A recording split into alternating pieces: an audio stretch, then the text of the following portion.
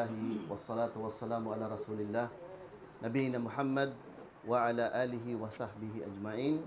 Ang lahat ng papuri ay para lamang kay Allah subhanahu wa ta'ala. Pagbati at pagpugay ay sumakanyang sugunawa sa Propeta Muhammad sallallahu alaihi wasallam at gayon din sa kanyang mga kasamahan at sa lahat ng tumangkilik sa kanyang patnubay hanggang sa pagsabit ng araw ng paghukom. Alhamdulillah. Una, jazakumullahu khairan sa inyong pag-invite sa lahat ng mga nasa likod ng programa na ito at saksi si Allah subhanahu wa ta'ala na ang pleasure ay nasa amin sa pagpunta namin dito, insyaAllah. Makasama namin ang ating mga kapatid, ang ating mga ulama, ang ating mga bapa at mga brothers, no, na magbahagian tayo ng kaalaman sapagkat ito'y tanda ng pagkabuhay ng mga Islamicong activities na bahagi ng revivalism ng Islam, na which is mamaya titignan natin kung ano yung kahalagahan nun. Ano po? Ang sabi ng Rasul sallallahu alaihi wasallam, bada al-Islam ghariba fasayauda ghariba fatuba lil ghuraba, o kama kala Rasul sallallahu alaihi wasallam. Ang sabi ng Rasul sallallahu alaihi wasallam, nagsimula daw anya ang Islam bilang garib, strange. At sabi ng mga nagpapaliwanag ng mga ahadith, mga mufassirun na ng hadith, ang Islam, nagsisimula siya bilang isang bagay na hindi masyadong kilala. Konti ang miyembro, mga mahihirap pa nga nag-start ng Rasul sallallahu alaihi wasallam, mga alipin, at matadating niya yung tugatog, Tagalog yun, no? Peak, ibig sabihin, pinakamataas na antas ng pagkakakilala sa kanya, na mismong mga tao ginagaya yung once in a time ng mga Muslimin, time ng Cordoba, ang trend, ang Muslim ang ginagaya on that time. Kung ano damit ng Muslim, damit ng mga tao, kahit hindi mga Muslim. Dumarating sila sa tugatog, ngayon tayo gumagaya sa mga Christian, sa mga non-Muslim. Kung ano uso sa kanila, gagayahin natin. Baliktad nun. In a time ng Islam, dumating tayo sa punto na kung ano yung ginagawa natin, yun yung trending. Kung paano tayo magsalta, paano tayo kumilos, once in a life ng buhay ng ating mga Muslimin. At yun sinabi ng Rasul. Darating tayo ron, tapos, wasayaud gharib, bababa uli siya. Cycle yun. Depende kung ano yung sitwasyon ng mga mananampalataya sa paligid. Kapag mahina kayo, bababa kayo. Pag dumating ulit, at nag-cultivate, lumabas yung mga duat at mga Islamic revivalism, yung mga activeness ng mga programa, tataas uli yan. At sabi ng Rasul sallallahu alaihi wasallam, fatuba lil ghuraba. Yung garib, pag nandun ka, mamanahan ka, sajara fil jannah, o sabi ng mga talaga nagpapaliwanag, puno, paraiso talaga yung mga taong dumaan dito sa strangeness na ito. So, ganito nangyayari sa atin. Peak, bababa, at wag tayong maiinip dyan. Dapat maging bahagi tayo niyan. 1099 nang pinasok ng mga krusada ang Palestine. 1099. Worst massacre. Ngayon nga, may mga missile na noon, wala, espada lang, pero they killed for almost a day lang, ilang araw, ng 150,000 people. Bumabaha ng dugo sa kalsada with scythe. Ang hirap nun. Ngayon, hindi. Rocket, kaya Pero noong panahon nila, pumapatay sila sa 1099 nang pumasok yun. At dumating si Salahuddin al-Ayyub, 1187. It took 87 years para lumabas ang isang Salahuddin. Hindi darating ang magliligtas sa Quds ngayon at sa umma natin ngayon manggagaling sa langit. O yan, ligtas mo mga Muslim. Hindi ganun ang paraan ni Allah. Lan tajid fi sunnatillahi tabdilan. Hindi nagbabago ang sunna ni Allah. Kung ano yung nangyari nun, mangyayari ngayon. Hindi darating ang Salahuddin sa paligid natin ngayon, o Omar bin Khattab, o sino man, Khalid bin Walid. Hindi darating yan nang galing sa Jannah. Manggagaling yan sa inyo. Dito manggagaling yan amongst us.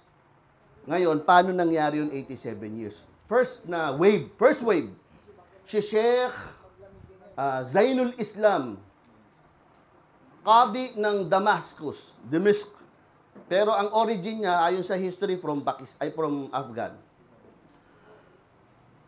Nung dumating ang mga Crusaders, kinonquer nila yung Palestine, may mga Muslim na nakatakas here and there. Nagwatak-watak sila.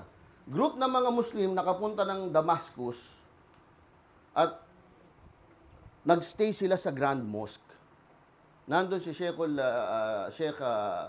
Zainul Islam, nakita niya may dugo pa eh. May mga dugo pa yung mga tao. At nakita niya yon at tinanong niya, sabi niya, galing kami sa Al-Quds, Palestine. At minasaker doon. Wala pang social media noon. Ngayon, pag nangyari, mamaya, alam mo na eh. Noon hindi, nag-travel sila at nandun, humihingi sila ng tulong. At parang walang pakialam ang mga Muslim sa kanila, kahit ngayon. May mga dugo at doon napukaw ang ano niya. This is the first wave. Kailan to? Araw pa lang, o weeks pa lang after the siege, para pagpasok ng mga krusada. First wave. Ang nag-start nito si Sheikh Zainul Islam. Ang ginawa niya, kinlose niya lahat ng mga durus niya, ang mga qadi siya eh. Kinlose niya ang Islamic Center, lahat ng mga lecture tinigil. Bakit? Kasi dapat mag-focus tayong lahat sa Masjidul Aqsa. Tigil ang lahat. Tigil ang Islamic Center, tigil ang pag-aaral, tigil ang lahat tayo. Mag-focus tayong lahat para alamin ang sitwasyon dito. So kinuha niya itong mga biktima, punta tayo sa Baghdad. Nandun ang Khalifa on that day. Punta tayong Baghdad, Iraq. Travel sila. Pagdating doon, gusto namin makausap ang Khalifa. Meron ka bang schedule? Wala. Importante. Hindi. Wait ka. Araw, hindi sila hinarap ng Khalifa. Hindi ito panahon ni Abu Bakar, hindi panahon ni Omar na nakakasama mo sa sala. Hindi. Ang mga Khalifa nun, may sariling chambers na doon nagsasala na tago. Hindi sila tulad ng Abbasin Empire ito that time. Hindi ganun kadali lapitan ng mga leaders nun. Naghintay sila doon. Ramadan yun. Naghintay sila ilang araw, walang pumapansin sa kanila.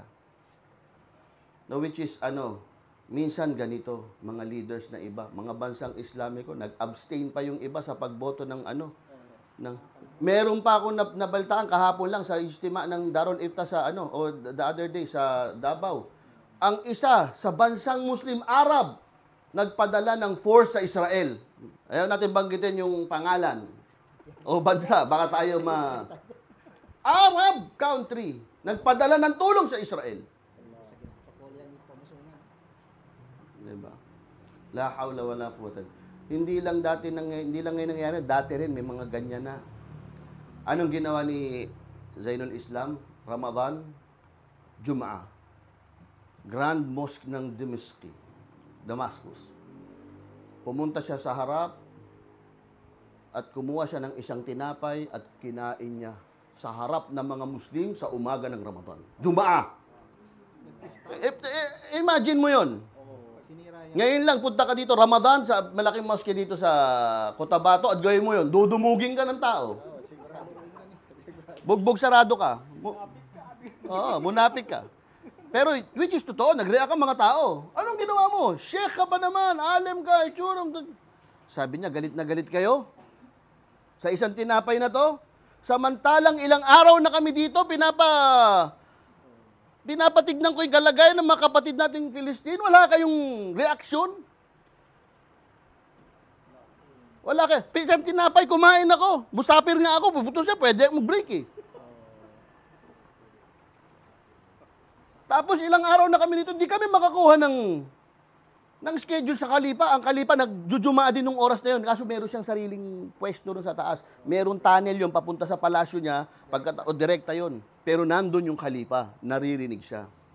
At sabi ng historian, eto si Sheikh Zainul Islam, khatib, magaling magsalita.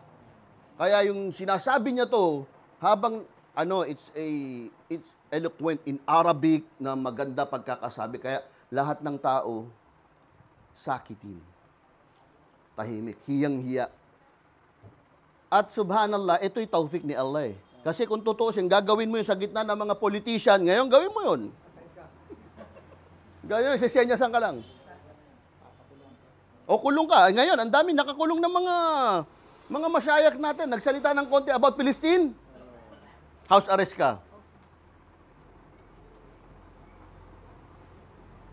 Ganun ang nangyari sa kanya. Pero yon, may taufik ni Allah. Imbis na magalit ang mga, ang mga politician, natamaan ang kanilang mga puso. Kaya the next Friday, siya na ang khatib. Ngayon, eto na. Doon na nagsimula ang mga hardcore khutbah niya about saving Palestine. Bago pa lang, ha? Al-Quds. So, yun na tuloy propaganda. Next wave, panahon naman ni Ibn Asakir. Isa naman itong writer. Historian. Gumawa siya ng mga kutub, mga matwiyat, mga kitab, mga aklat na pinamimigay about Quds. At naka-attract siya ng napakaraming audience. Kilala ang kanyang libro. Sila Ustad Abdal, pang historian, mga kilala yan, mga magaling magsulat about sa history natin. At may isa pa, maraming naganap. Kung iisa-isahin natin ang history, may mga jihad na naganap dyan, may mga failure yung iba. Kasi napakalakas ng crusader on that time. Ang Muslim nun, ang Khalifa nun, sabi nila, parang figure na lang. No power at all. Ang Khalifa nun, parang may palasyo na lang siya at nakikipag-negotiate kung sino yung malakas para lang ma-maintain yung power. Wala na yung izza. Ganon, parang nabubuhay na lang ang Muslim kung ano ang... Walang pakialam sa Masjid al-Aqsa, para bang ngayon. Basta ako, okay ako, bahala siya dyan. Ganon eh. Pero may ilang mga sheikh, may ilang mga individual. Si Maudud, Mujahideen, na-assassin siya. Ito yung last. Isa itong gumagawa ng mga harakat, no? Para laban sa mga crusaders. At ito, inassassin ito ng kapwa Muslim. Pero ano to ni Allah? Kumbaga, hekma ito. Kapwa Muslim, pero yun, nagkaroon ng malaking sanction sa government ng mga Muslim. Nagkaroon ng malaking sanction. Nagkaroon ng chaos sa government ng mga Muslim. Kasi sila-sila na eh. Isang lumalaban para sa Palestine na, kumbaga ngayon, yan yung mga binabranded na terrorist. Terrorist siya. Kumbaga sa brandingan ngayon. Walang pag-aaral. At pagkatapos, nung nagkaroon ng chaos, sanction, halos bumagsak ang government, saka may sumisibol na mga bagong mga government. Kasi tribes pa lang yan eh. Tribes, ganyan. Kahit may khilafa, ang power talaga is nasa mga sultan. Kung sino yung mas malaking tribes, na maraming army. Ang khilafa nun is figure na. Wala siyang strong army eh. Ceremonial na lang. Symbolic na lang ang khilafa nun. Pero ang power nun, nasa mga sultan na. Kung sino yung mga may tribes na malakit, maraming lalaki at maraming sundalong kayang i-prepare. At biglang pag-chaos ng government nun, may sumibol na isang promising na tribes. Ito yung Zengid Dynasty. Na ang leader nila on that time is Imaduddin Az-Zenki. Naaamoy nyo na si Salahuddin yan pag nababanggit na ang Zengid Dynasty. Pagkatapos ni Imaduddin, si Nuruddin, siya na yung mismong nagtarbiya. Pero pag-aaralan mo yung Zengid Dynasty, isa itong tribe na punong-puno ng mga ulama, mga duat. Kita mo yung mga paligid nila, puro mga madrasa, wala ka, pag pumasok ka sa loob, puro usapin, puro Islam. Yun yung paligid na yun. Kailan na-develop ito? Almost 80 years na. Mula pero nung panahon ng pagka-conquer ng Crusaders, tunod-tunod ang wave, haraka, mananalo, matatalo, may lalabas. Pero dito sa bandang huli, nung malala na yung gulo, may mga pinapatay na, may assassin na, minsan sa Baghdad pa, ayaw nila talagang pakinggan yung mga tao na pumunta doon at magpadala ng sundalo sa Palestine. Nagkaroon ng rally matindi sa Baghdad na halos sinisira na ng mga tao ang mga properties o structures. Bakit? Ang sabi ng mga historian, ang Muslim nagiging chaotic kapag ayaw makinig ng mga leaders. Ayaw magpadala basta ako, okay na ako sa palasyo ko. Meron pang ang isang scene, dahil may isang tribes doon na malakas din ng mga Muslim, nagbabayad pa ng, sila pa yung nagbabayad ng jizya sa, sa Crusader. Pero nung nagkaroon ng isang tribe, na ang paligid is Islamic revivalism, walang abang pinag-uusapan kundi Islam, kundi paano makukuha ang codes, paano ang tamang akida, doon lalabas ang isang bata na ang isip nakafocus sa kung ano ang tamang gawin, ano ang tamang akida. Hindi galing sa Salahuddin. It is 80 years, 87 years in the making. Maraming fitna, maraming mga namatay, maraming mga na... Kaya yung mga nabibiktima ngayon sa gera, it's part. Talagang may reward si Allah, kaya may shahid sa atin. Minsan, kailangan dumating yung fitna na yan para magising ang mga Muslim. Kailangan dumating yung fitna para maalog ang mga Muslim. Pag nagising ang mga Muslim, kita nyo ngayon, kanya-kanyang rally, yung mga hindi nagsasala dati, nagpupunta na sa masjid. Diba? Pag ganyan na nakikita natin yung mga ganito, may activities tayo, sa kabila may lecture, pwedeng meron ng ilang mga sign. Meron ng activities na nagaganap, meron ng ihyauddin na tinatawag. Pag na-start na yan, huwag tayong umasa na may Salahuddin kaagad bukas. Maaring anak mo yun. Maaring apo mo yun. Pero dapat, pag lumabas sila, yung paligid na nakikita nila, binubuhay ang din. Hindi yung papadala mo pa sa Davao, sa Manila para mag-aral, nandito sa Cotabato mga Muslim, padadala mo sa mga taong walang Muslim. Yung anak mo kailangan, ang paligid niya, binubuhay ang din. At mga anak mo na yung din ang mahalaga kaysa sa anumang bagay. Tayo, pag medyo magkaroon ng pera, padadala natin sa abroad yung anak natin na wala namang ka-Islam-Islam dun sa lugar. Diba? Pagbalik dito, ikaw patuturuan ng natutunan niya rin sa West. Hindi ganun. Pag ganun, wala. Palayo tayo. Wala pa tayong aasahan. Baka 100 years pa tayo. Pero kapag may Islamic activities na, may mga tao na nagre-revive. Ngayon, maaring yung mga tao na nagsisigaw, sabihin natin extremist. Pero 1 day, 2 days, 4. Sila Bonifacio nun. Mabanggit ni Ustad ang history natin, di ba? Sila Jose Rizal, sila yung bad boy nun eh. Sila yung against the government nun eh. Di ba? Even in time of Marcos, the old Marcos, ang Aquino kalaban. Nung nagkaroon naging Aquino, si Marcos na naman ang masama.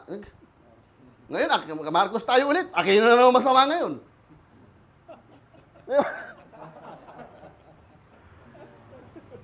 Diba? I mean, gusto natin dumating ang Salahuddin, simula tayo. Inna Allah la yugayyiru ma biqaumin hatta yugayyiru ma bi anfusihim. Hindi babaguhin ni Allah ang kalagayan ng umma natin ngayon kung hindi natin babaguhin ang sarili natin. Hindi ba? Kung ang punta mo sa masjid, wala pa rin nagsasala. Ba't tayo aasa ng pagbabago? Ano, magic? Di ba? Isa sa sign yan, sabi ng isang Yahud na philosopher, Yahud! Sabi niya, hindi nyo pa kami kaya matalo. Kasi bakit? Noong time no kayo yung nananalo sa amin lagi, kung gaano karami ang nagsasala ng Jumaa, ganun din karami ang tao sa masjid ng Pajar. Yun ang sign nila eh. Kapag nakita namin na kapag Fajar at ang Jumaa, pareho ang dami ng tao, yan, that's the time. Matatakot na kaming mga Yahud. Pero kung hindi pa, ang Fajar natin, puro matatanda lang, puro mga senior natin, isang soap lang, hindi pa mapuno. Bakit tayo aasa ng ayun? Kunot tayo ng kunot, dua tayo ng dua, galit tayo ng galit. Pag uwi sa bahay, di tayo sasala. Ano silbi nun? Kasama ka sa rally, meron ka pang tali dito, pre-Palestine, tapos di ka naman nagsasala. Paano darating ang tulong ni Allah subhanahu wa ta'ala? Hindi ba? Nagpunta nung nakaraan sa Luneta, Masya Allah, galit mga tao. Oras ng sala, wala nagsasala. Di ba? I mean, mali ang ating perception. Ang din ang binubuhay. Hindi galit ng tao. Pag nabuhay ang din, subhanallah, inna nasrullahi qarib. Ang tulong ni Allah malapit na. Pero hanggat ganito ang sitwasyon natin, subhanallah, magpatawag ka ng symposium. Walang dadalo. Diba? Pag walang merienda, kapag tanggalin ito merienda next week. Tignan natin kung sino yung matibay. I mean, hindi. Of course, eto, sabi nga natin kanina, mas gusto natin ng quality kaysa sa quantity. Diba? Ang mga Muslim, subhanallah. Kaya kapag gusto natin dumating ang Salahuddin, maging part tayo ng in the making niya. In the making niya. Simulan natin ang paligid natin na puro Islam ang pinag-uusapan, puro. Walang problema, latan sa nasiba kapid dunya. Magtrabaho tayo, magpayaman tayo, para gamitin natin sa ating agama.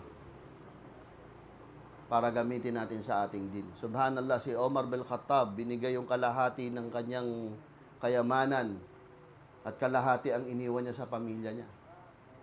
Mas matindi si Abu Bakar. Walang tinira. Wala talaga. Pero sabi ng Rasul sallallahu alaihi wasallam, hindi lahat ng tao tulad ni Abu Bakar. Baka mamaya, bibigay mo lahat sa Islam, tapos saka ka manghihingi sa iba. Manlilimos. Diba? Heavy ka. Pabigat. Diba? Hindi. Dapat lumabas ka. Kaya nagagalit si Omar bin Khattab noon. Pagdating niya sa masjid, ang daming mga tao doon. Na sala ng sala, walang ginagawang iba, kumbaga, hanap buhay, livelihood mo. Hindi ko pinalalabas niya ng masjid. Lumabas kayo, maghanap buhay kayo. No problem doon. Kailangan alam mo yung hak ng din, yung hak ng buhay mo, hak ng family mo, hak... Ayun ang Islam eh. Diba? وَجَعَلْنَاكُمْ ummatan wasatan. Hindi tayo extreme lahat na, pero kailangan alam natin kung ano yung focus, ano priority natin, ano yung dapat natin gawin. Diba? Hindi ka masyado, la taghlu fi dinikum. Huwag ka maging extreme sa iyong din. Diba? Kaya dapat alam natin ibigay. Ngayon, tayo nananawagan tayo ng awareness, ihya. Ihyauddin. Pero hindi tayo nananawagan ng hatred. Ang sabi ni Allah subhanahu wa ta'ala, la yanhakumullahu anil ladina lam yuqatilukum fid din wa lam yukhrijukum min diyarikum an tabarruhum wa tuqsitu ilaihim innallaha yuhibbul muqsitin. Sabi ni Allah subhanahu wa ta'ala, hindi ko kayo pinagbabawalan makipagmabutihan sa people of the book. Ibig sabihin, by default, kailangan mabuti ka sa Christian at mabuti ka sa mga Yahud. Walang anumang aral sa Quran na magsasabing galit ka sa Yahud, na galit ka sa mga Hudyo. Bagkos, ang meron nakalagay sa Quran, Yahud ang galit sa atin. Wala tadyanan na asyad doon nasa dawatan lilladina amanu, al-Yahud. Hindi ka makakakita ng mga merong masidhing galit sa mga believers, kundi sa mga Yahud. Hindi sinabi na Allah, kayong believers, magalit kayo sa Yahud. Ang sinasabi ni Allah subhanahu wa ta'ala, etong mga Yahud, galit sa inyo. Hindi ba? Kaya wala tayong aral, wala anong aral na makikita natin na tayo dapat magtanim ng hatred sa kanila. Well, in fact, hindi lahat. Hindi lahat. Merong mga pagkakataon na minhumul mu'minu, walakin aktarahum fasikun. Merong mga bound to believe sa mga grupo. And marami. Even in United States, may mga grupo ng mga Yahud na kontra sa Zionism. May mga kontra. So, dapat natin malaman yung mga bagay na yun. Kailangan ang isang Muslim, alam niyang timbangin yan. Hindi lahat galit. Ang pinapanawagan natin dito, awareness, ihyauddin. Buhayin natin ang din natin. Hindi yun tayo, galit tayo dito, hindi natin alam kung bakit. Yun yung nagagamit ng ibang may masamang kaisipan na gamitin ng emotion ng mga Muslim para mag-create ng mas malaking problema para sa atin. Hindi. Kaysa mag-focus tayo sa galit, kaysa mag-focus tayo na buhay ng din natin. High time ngayon. High time. Unang-una sa sarili natin, i-reflect natin, ano ba kulang sa akin? Yung sala ko ba tama? Yung mga bagay. I-reflect mo, yung din ko ba? Evaluate mo yung sarili mo. Then yung grupo, yung pamilya nyo, yung grupo natin. Lahat ba tayo iisa ang atin tinutungo? Ito yung gusto natin. Lan tanalul bir hatta tunfiqu mimma tuhibbun. Hindi mo maa-attain ang pinakamataas na kabutihan, albir, hanggat hindi mo kayang i-sacrifice, ibigay ang mga bagay na kaibig-ibig sa'yo. Yung ayaw mong bitawan, hindi yung barya-barya. Yung mga bagay na ayaw mong mawala sa'yo, handa kang i-sacrifice. Handa mong ibigay. No, hindi yung tulad na sinabi ng Rasul sallallahu alaihi wasallam na yushakum al-umam, no? An tadaa alaikum kama tadaa al-aklatu ala qas'atiha. O kama kala Rasul sallallahu alaihi wasallam na nangangamba ko sa darating na araw, sabi ng Rasul sallallahu alaihi wasallam, na gagawin kayong parang pagkain ng mga malalaking taong gutom. Na parang itong ng mga bansa na ito, pag-aagawan tayo na para tayong pagkain na para silang mga taong gutom. Yun ang mangyayari sa atin. Para ba tayong isang plato, yan ang mga Muslim, at darating yung mga 10 mga malalaking taong gutom. At mag-uunahan sila. Ganun kayo, sabi ng Rasulullah. Sabi ng mga sahaba, hal min killatin nahnu yawmaidin, ya Rasulullah. Dahil sa araw na yon, kami ba ay konti? Sabi, la, bal antum kathir, subhanallah. Sa panahong yon, marami kayo. Grabe. Oo. Ilan tayo ngayon? Ang dami na mga Muslim ngayon. Ang yayaman ng lalaking bansa. Ngayon, ang New Europe daw, nasa Middle East. Walakin na kumguta, sabi ng Rasul sallallahu alaihi wasallam. Pero para kayong guta, kaguta style. Ano yon? Parang yung mga dumi sa ilog na inaagos, na wala kang magawa kundi sumama lang sa agos. Yung kayo. Bakit? Kasi nangibabaw na sa inyo yung wahan. Ano yung wahan? Hubbud dunya wa karahiyatul maut. Pagmamahal masyado sa dunya at muhi sa kamatayan. At sabi pa ng Rasulullah sallallahu alaihi wasallam, magtatanim si Allah ng para bang isang klaseng pride sa puso ng mga non-Muslim na para bang walang kwenta ang tingin nila sa mga Muslim. Walang kalakas-lakas. Ang konti-konti ng Yehud sa Israel, nakapalibot lahat ng mga Arabs dyan. 22 Arab countries. Pero, takot silang lahat doon. Kasi nilagay ni Allah sa puso nila. No? At inalis yung izza sa mga Muslim. Hindi na sila kinakatakutan ngayon.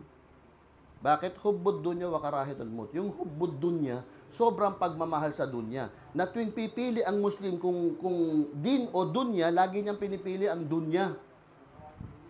Kahit sa trabaho lang, magtanggal ka ng hijab para ma-promote ka, tanggal ka agad, walang isip-isip. Diba?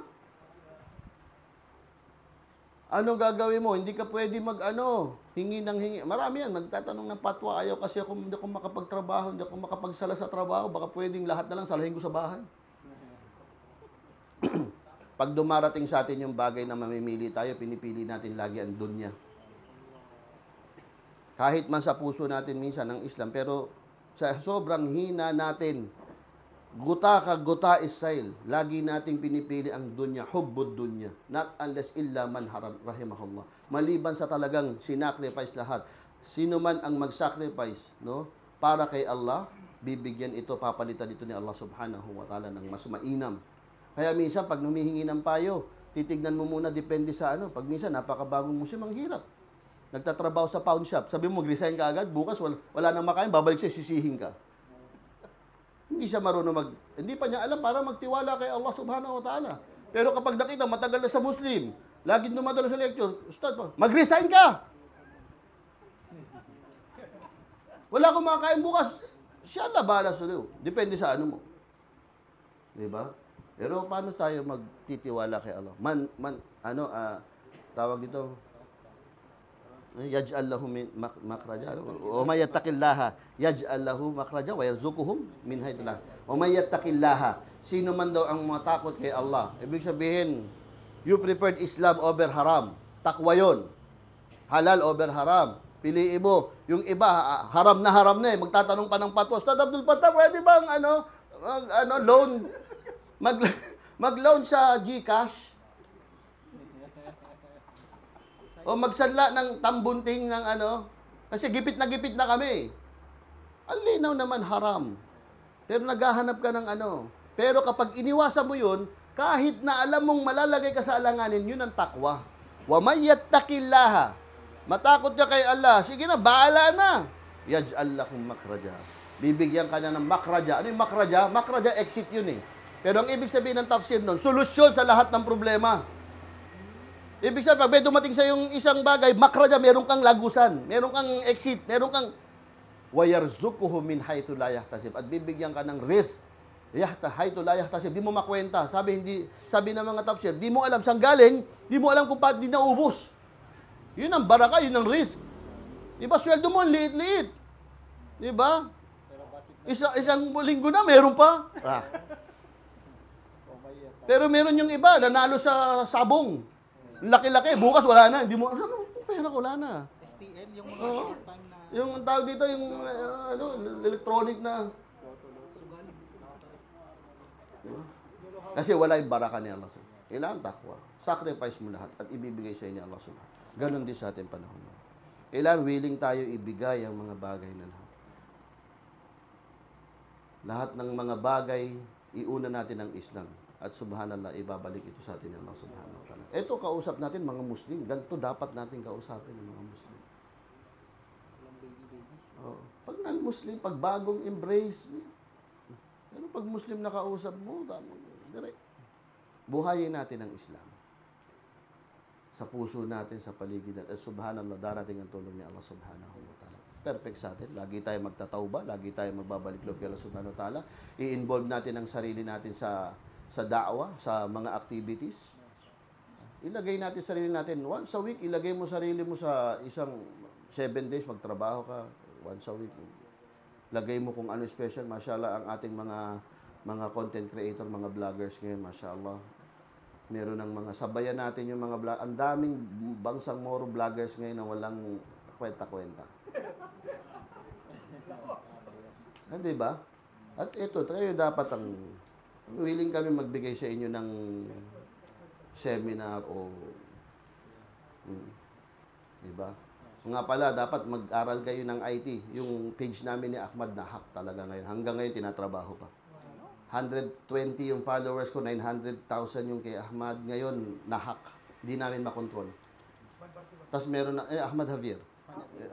900,000. Pinakamaraming followers na daiyang Pilipino. Almost 1 million na yung bumabalang nung namatay siya. Oo, na-hack.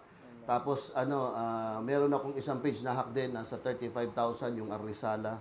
Na-hack din yun. So, ewan ko kung sabotage. Kasi yung last na page ko na 120, kinabukasan pagkatapos ng pagbakbak sa Palestine, yung paghutba ko sa Ecoland ng tungkol sa Palestine, kinabukasan hindi ko na makontrol yung page ko. Sabi ng mga ibang brother, baka merong So, Allahu a'lam, pero isama natin lagi sa dua yung mga content creator natin na Muslim na para sa da'wa. Pagalingin niyo yung sarili niyo sa paggawa ng content dahil sila nagpapagaling sila. Pinapagaling nila. Huwag tayo masapat lang sa kailangan mag-develop tayo ng magagandang equipment, ng magagaling na mga content creator para i-represent natin yung Islam. Pagalingin nyo yung mga sarili nyo patungkol sa bagay. At di masama. Da'wa yan. I-enhance nyo yung paggawa ng mga content, yung mga live na yan, yung mga bagay na yan. Yan ang kailangan natin. Huwag nyo tipirin. Kung meron tayong kakanan at meron kaya magdaam, i-suportahan itong mga ganitong klase, gumamit ng mga camera talaga, yung mga sound system, kailangan yan. Huwag natin dyan anuhin. Pinaparating natin is mensahe ng Islam. Unang-una dyan, kailangan maganda audio mo. Ngayon pa naman, 10 seconds. Kung mahook mo ang viewers mo ng 10 seconds, swerte mo.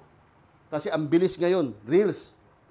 Pag nakita kang wala, ganun lang, tatanggalin ka na. Ang bilis niyan. I-scroll ka agad kapag gano'n. Yung sa YouTube naman, yung ang tawag sa YouTube, yung, di ba, Reels sa Facebook, may TikTok, merong mabilis lang, gano'n. Kaya, kung gusto nyo, masyara, maraming content creator dito, gawin yung very professional. Yung pagtingin, kailangan i-hook nyo ang inyong mga viewers in 10 seconds. Pag na-hook nyo sila ng 10 seconds, hindi na sila aalis. Pero mga 3 seconds pa lang, ililipat na nila yung channel mo, magulo, blurred, mahina ang audio, ma-overexpose. Diba? Pero pagkitang ganyan, pogi ka kagad. Masya Allah si Brother Rashid. Ganda ng audio. Pas may mga, maririnig yung mensahe natin. Pero kapag okay, na, Islam naman yan, si Allah tutulong dyan. Walang ganun. Diba? Pagalingin mo yung mga bagay yan. At suportahan yung mga yan. Meron tayong mga dapat ginagawa yung ano yan. No? So, alhamdulillah muli, maraming salamat sa ating mga brothers. At nawa ay ma-invite uli kami rito. Nawa ay hindi kayo na-disappoint sa aming pagpunta rito at nakapag-share kami ng kaalaman sa inyo at na-inspired namin kayo. Minsan, mga alim at mga talibul ilman nandito, minsan, hindi kami nandito para turuan kayo. Nandito kami para magpaalala sa inyo. No? Ang tawag dito, ang kailangan natin is to fadhakkir fa inna dhikra tanfa'ul mu'minin. Hindi kami nandito para magturo. Alam namin mayroong mga alam, at kayo, mga nauna sa amin kasi ako, especially ako, balik Islam. So, nandito ako para i-share ko, i-inspired kayo, yung bagay na natutunan ko at alam kong ang alam nyo sa Islam is sapat for you to become a good Muslim. At inshallah, i-remind lang natin lagi yun. I-remind lang natin yun. So, napaka-mubarak na itong lugar na ito. Nararamdaman namin yung ganda ng ambience, ganda ng mga tao, maganda yung paligid. No, hangin, nakikisama, Diba? Hindi mo kailangan ng aircon, no, ng mga brothers at lahat ng nakikita natin yung baraka subhana. Sana dito magsimula yung Salahuddin dito manggaling sa lugar na ito. Dito manggaling isa sa mga tao dito ang Salahuddin na magliligtas ng Basamboro natin dito at hanggang papunta ng Palestine inshallah. Pero hindi tayo nananawagan ng extremism. Lagi ko sinasabi yan, baka tayo mabranded na naman. No? Alam natin ang din natin, alam natin na wala tayong nilalabag at tayo ay diretso, wala tayong kailangang katakutan si Allah subhanahu wa ta'ala. So, maraming salamat sa inyo at huwag natin kalimutan ng dua sa lahat ng mga tao na nandito, nasa likod nito, nagpapalakas ito at dua sa mga kapatid nating nasa Israel, ay nasa Palestine. At huwag okay, kunot, pero mas maganda sa sarili, sa sujud, lahat ng mga bagay niyo. So, maraming salamat. Wa sallallahu ala nabiyina Muhammadin wa ala alihi wa sahbihi ajma'in.